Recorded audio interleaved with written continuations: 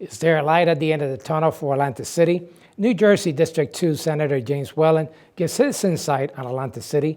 We invite you to be part of an explosive Latino entertainment venue in the city of Millville as we discuss the Legends of Salsa concert at the historic Loveway Theater. It's all here on this week's Latino Motion. Join us.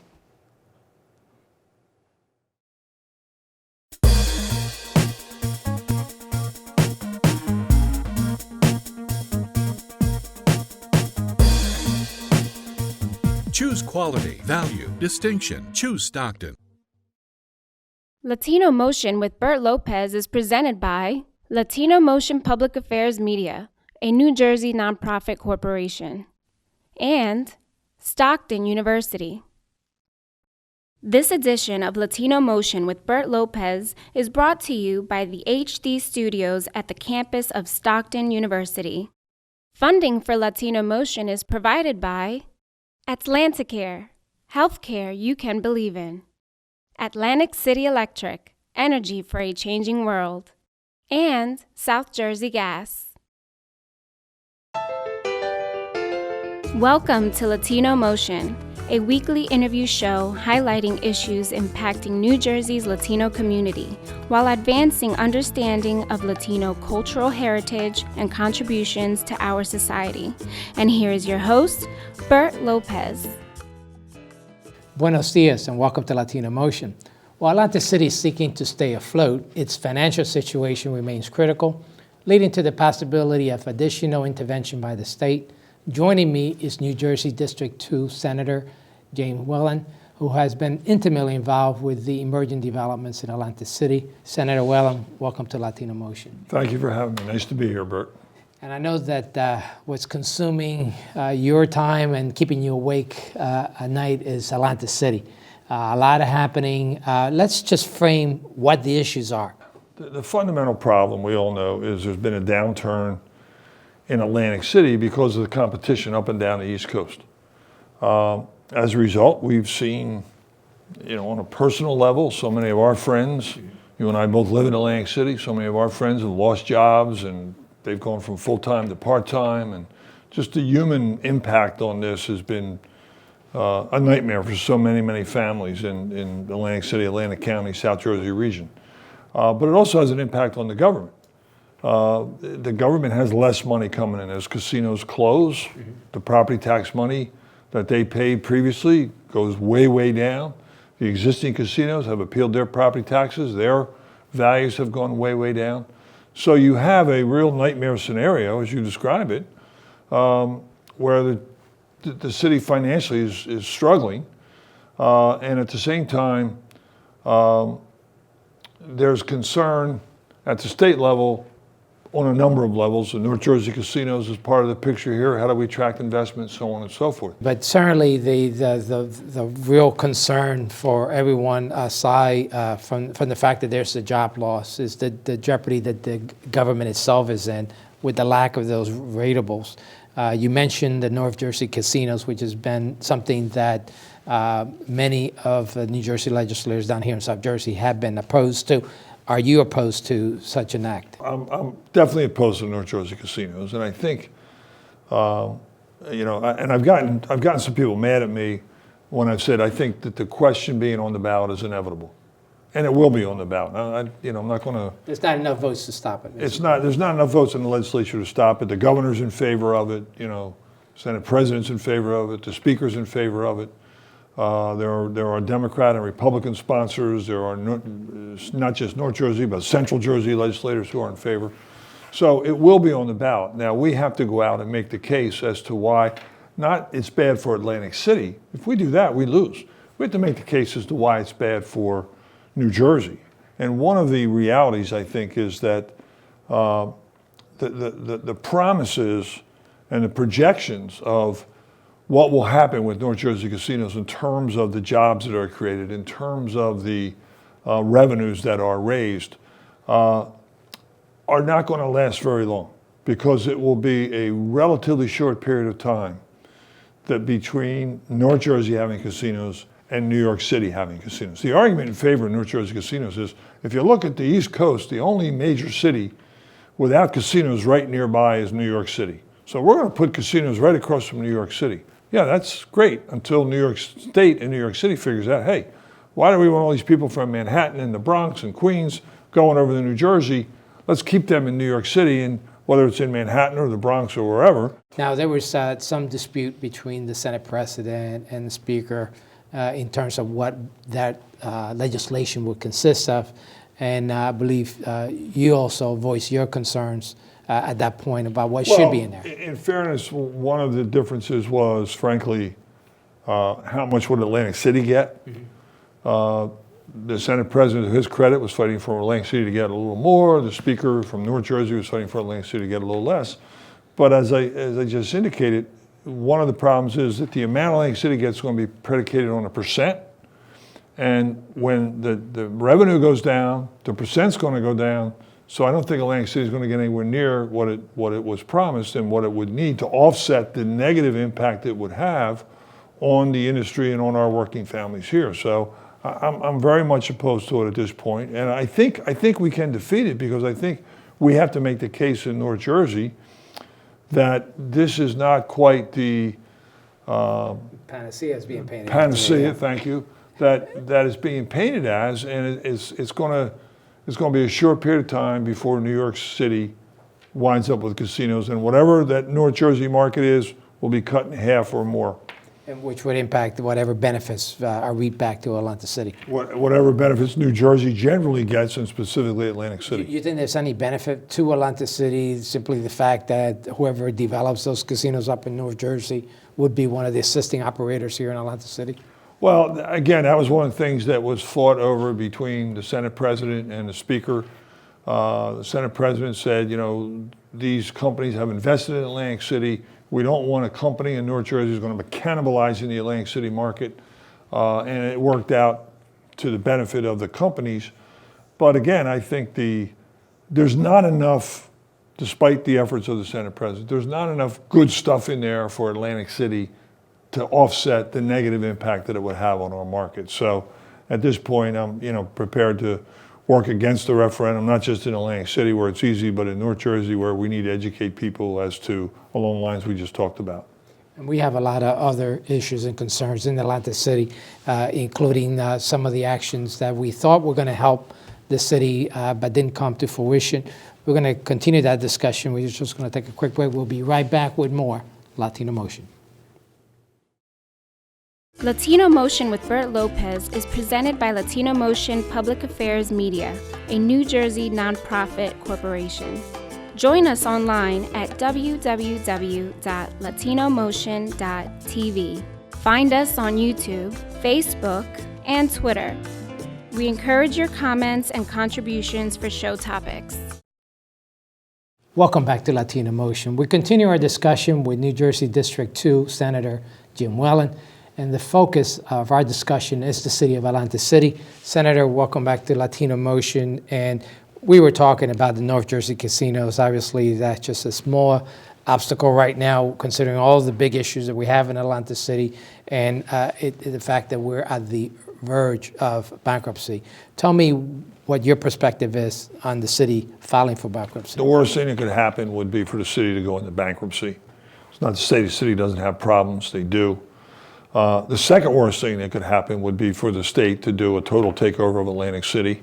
I don't think the state has shown elsewhere where they've taken over school boards or taken over different government functions at the local level that they necessarily do some great improvement in how they do things, including some of the state agencies that we have interacting in Atlantic City and Atlantic County, where okay, sometimes they do an okay job, sometimes not so good. So I think we're past the point with rhetoric. There's been a lot of discussions, I've been party to many of them, where we're really talking about three things. One, let's bring back the pilot and the related bills there. Elaborate a little bit what the pilot is. One of the problems in Atlantic City has been the casino ratables have just been in decline, down. And that means you and I as homeowners, our taxes have gone up and up and up. Let's put a floor on what the casinos pay, a payment in lieu of taxes, hence a pilot. And then it provides predictability and sustainability going forward. But let's also, as part of the package of pilot bills, let's also put in additional revenues going to Atlantic City. CREDA money, the Alliance money, which was meant to market Atlantic City. And while those are laudatory goals, development money, when you're in this crisis, and this analogy has been used, you got to stop the bleeding. And Atlantic City over here is bleeding to almost to the point of bankruptcy. Let's stop the bleeding. Let's take the money that was going to market the city and the redevelopment money. Let's apply that so that the city taxes don't continue to go up, so the city can continue to function. And let's come over here and look at what role can the state play? Where can the state help? The state can come in and have greater control, and they will. The discussions that are taking place now would indicate no bankruptcy, no total state takeover. Let's have the state have a greater involvement in particularly the city's finances. Let's have the city be a little more aggressive in terms of some of the areas where they're going to have to make another round of cuts. There's going to be more pain out there. You know, the private sector has felt the pain dramatically. So many people that we know have been laid off and the casinos Do you closed. think that the city will be forced to bankruptcy, given the fact that it owes the Borgata some $60 million? No, I think if we can structure an agreement, number one, Borgata? between the city and the state, Okay. then I think you go to Borgata for one and your other creditors that you owe money to and say, look, we go to bankruptcy, you get in line with everybody else and you're going to get 50 cents on the dollar, a quarter on the dollar, pennies on the dollar. Let's figure out a better payment plan. And the suggestion has been really, it's unrealistic for Borgata or anyone else to expect these huge payments to come in 1 or 2 years. Let's spread it out over 5, 8, 10 years so that they get the money that they're entitled to, but the city gets the breathing room that it needs so that we can, you know, stop the bleeding and then also address the long term. I've said many times, you know, in the short term, I'm a pessimist because things are tough, but in the long term, I'm an optimist. I think we can get through this, and 2, 3, 4 years down the road, we get Stockton in town, we get some other things happening in town, non-casino attractions and so on. Atlantic City is going to be fine. What do you tell investors that are looking to come into Atlantic City? We got the Showboat property, the Revel property that may be developed, and you mentioned some of the other things that are happening that are on the positive side. I met earlier this week with a group that's looking at Atlantic Club. And there's a couple things to tell them. One, what we just said, look, in the short term, it's pessimistic. In the long term, you know, they're not making any more waterfront. Right. So you look at that beach, you look at that ocean, you know, it's not like you can go invent that somewhere. Secondly, and I said this to the investors, it's a good time to buy. Buy low. You know, you're going to come in and you're going to buy a building that the replacement cost would be, you know, $100 million or more, and you're going to buy it for a fraction of that. In the case of Revel, it's a really extreme, $2 billion building. You know, Glenn Straub bought it for less than $100 million. There's still money to be made in Atlantic City. There's still money to be made. The financial we have to crisis be right smart. now. We have to make the transition. Let's avoid the extremes of bankruptcy, takeover, and make some reasonable compromises. And I think we can get through this crisis and then fix the long-term problem. Senator, unfortunately, this is all the time we have, but thank you for joining us here in Latino Motion, and thank you. Thanks for having me. Thank you for joining us. We're going to be right back with my next guest. Latino Motion with Bert Lopez is presented by Latino Motion Public Affairs Media, a New Jersey nonprofit corporation. Join us online at www.latinomotion.tv. Find us on YouTube, Facebook, and Twitter. We encourage your comments and contributions for show topics. Welcome back to Latino Motion. The historic and beautiful Lavoie Theater in the city of Millville is ground zero for an explosive salsa concert called Legends of Salsa. Here's a little bit about that concert. Sábado 2 de abril, 8 de la noche, en el Lavoie Theater de Millville, New Jersey. El concierto de las leyendas de la salsa. Celebrando su 25 aniversario en la música, Edgar Joel. Mayor información 856-982-6004. Sábado 2 de abril, 8 de la noche. Leyendas de la salsa. No te lo puedes perder. So this event is hosted by the Puerto Rican Action Committee of Southern New Jersey, and joining me is the CEO of PROC, Ralph Padilla, and also we have the pleasure of a recording artist, Edgar Joel. Welcome, gentlemen, to Latino Motion. So this is a collaboration between the La Boy Theater and PROC. Ralph, tell me a little bit about that. Well, we're very excited, Bert. As you know, being a nonprofit organization in Southern New Jersey, this was an opportunity for us to focus on the Hispanic culture and the arts and heritage related to our culture. And we are, believe me, we've put together a lineup for what we feel is a stellar night that's coming up with celebrating Edgar Joel's 25 years of traveling throughout the world, providing music throughout the world, and all his hits. So we're excited. Yeah, well, speaking of legend, we do. You mentioned 25 years, and Edgar, we go way back. I know you for a very long time, and you've been on Latino Motion several times when we were on NBC 40. So it's a pleasure to have you back, world-known recording artist. Tell me a little bit about what you hope to accomplish here at the theater in Millville. Sure.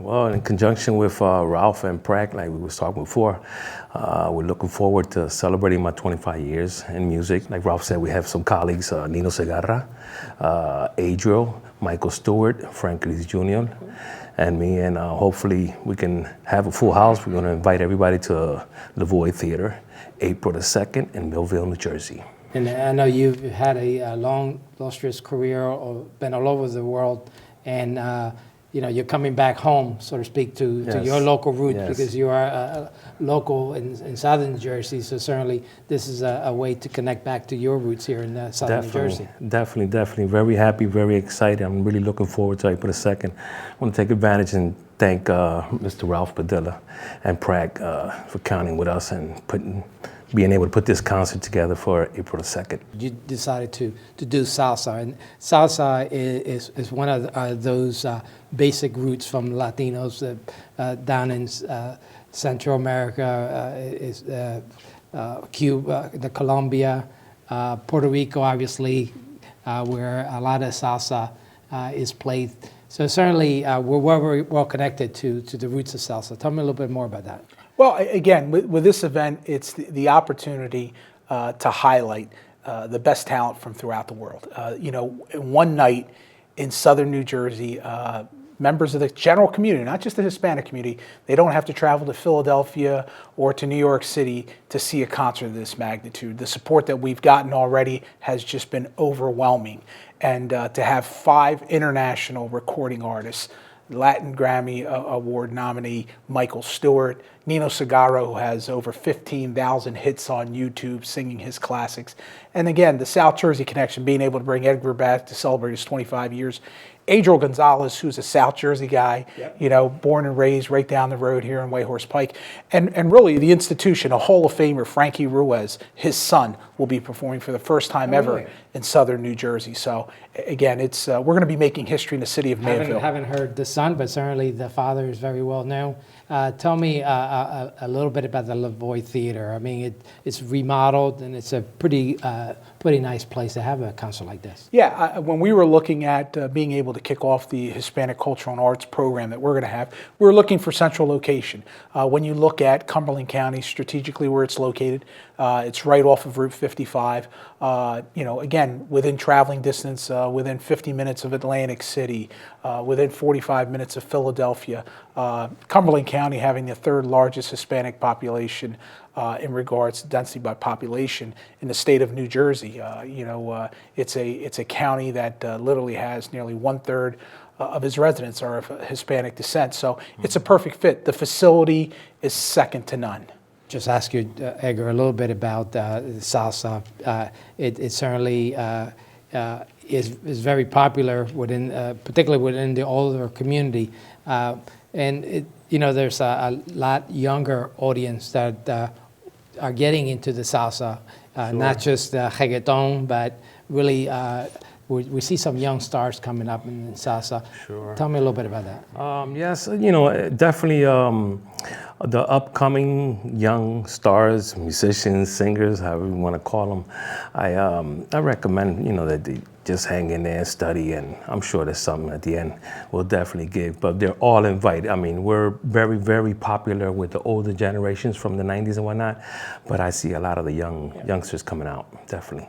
Well, gentlemen, this is a great event. I hope to be there and certainly be honored to be part of this event. The website for the Lavoy is lavoy.net, which is LEVOY.net. And April 2nd, all roads lead to the city of Millville, to the Lavoy Theater for the Legends of Salsa concert. Thank you, gentlemen. And thank you for joining us at home once again here on Latino Motion.